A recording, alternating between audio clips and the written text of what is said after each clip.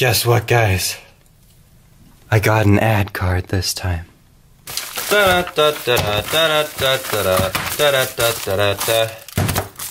Wow. Another box opened. Another box unboxed. Oh, I wasn't intending to say that. That was painful. Anyhow, guys, so this unboxing is to compare Z-Cube and GAN and to decide which one is better. Obviously, you can already see that Z-Cube is better because Z-Cube's box is not as beaten up as GAN's is, and that's just bad playing by GAN's.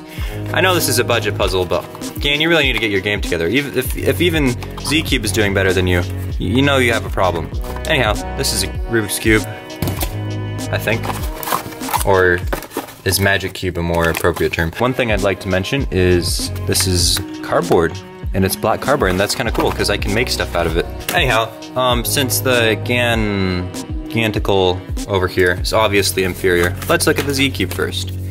Yeah, let's opening the Z-Cube, and boom!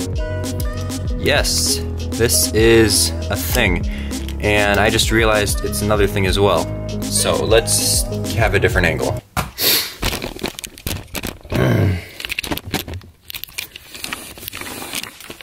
I just got this because I really wanted to have a good Meffert's cube, because I made a Lego bandage cube a while ago. Oh man, that sucks, it's the wrong color scheme. Anyhow, that doesn't matter. I made a Lego bandage cube a while ago, and then I really wanted to have a good one, like one that wouldn't come apart with every other turn. So I wanted to buy this. Second thought, I'm not even sure if this is a real Meffert's bandage cube, I'll have to go check that. But another thing which I thought was interesting is if you take out an edge,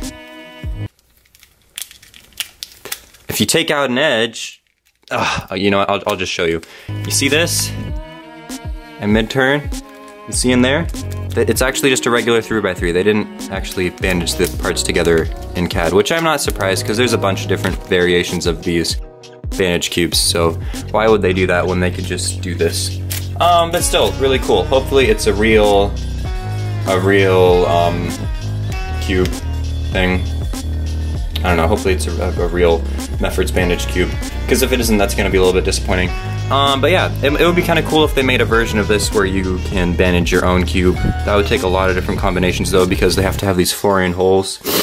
So yeah, I don't know if they'll ever do that. Well, we'll see though. Turns much better than any GAN cube I've turned before. It's mostly because the only GAN cube I've ever turned was the version 1 2x2, but anyhow, that out of the way. This is, I love this cube so much. This is something you've probably seen on my channel a lot recently, because I've been gluing stuff to it a lot. This is an example of this thing with stuff glued onto it. And I only had one more, and then I used it. What am I talking right now? So I got another one. So yeah, this is the GAN tool, by the way. I didn't know. Is there a reason they have a smaller one and then larger ones? I don't know. GAN confuses me. Anyhow, my desk is really dirty, so I think it's a good idea to open up this pristine package over here. It's kind of interesting that they outsourced their sealing. What's it called? Seal King. Resealable. Wow. Because everyone is gonna want to reseal their GAN cube after they open it. First thought, I love this dark red. It's like a flashback to the Dan Zanchi, I think, in my opinion at least. Oh man, my hands are like, it's like, I can see why people hate the color scheme because, oh man, I just bumped the stand, didn't I? And you noticed. Didn't you? I can see why people hate this color scheme because the colors are really, really bland and dark and they need more vibrance in them.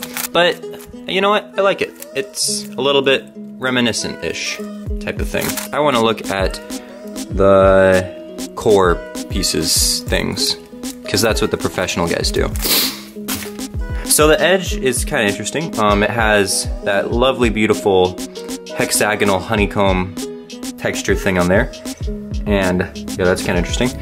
And it also has these little hole things, which I'm assuming are for taking the caps off. And that's really useful because I want to take the caps off so I can magnetize this. The corner is also really interesting. They sort of cut the inside, the filleting on the inside off with a sphere, which is kind kind of unique-ish. And this texture, like other people have mentioned, goes all the way around the cube, which is really nice.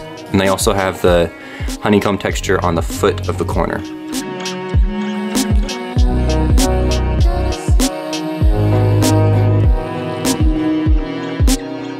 So I don't know if anyone else has had this problem, but while I was turning it, my blue center cap just fell off.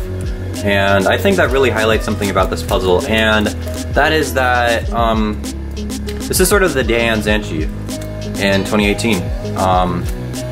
Yeah, that's basically what this puzzle is. So I'm gonna write a formal letter to GAN, and I'm gonna ask them if they would, or what they think about renaming this the Ganchi 356R. I think it's a really catchy name, and it would really bring the sales up. But yeah, that's basically my thoughts on this puzzle. So that was pretty much my video today, guys. I hope you guys enjoyed it. Not too much footage, not too much length, but that's because I'm trying to cut down on the editing, and I'm trying to do anything that I can to do that. So if you cut down the time you record, it usually makes the time you edit a little bit shorter. I'm probably going to be magnetizing this, so I may put that in this video, or I may make another video about it, but I'll at least post something on my Instagram about it. But yeah, I had a lot of fun with this puzzle. I hope you derived some type of entertainment from watching it, and I'll see you guys in the next video.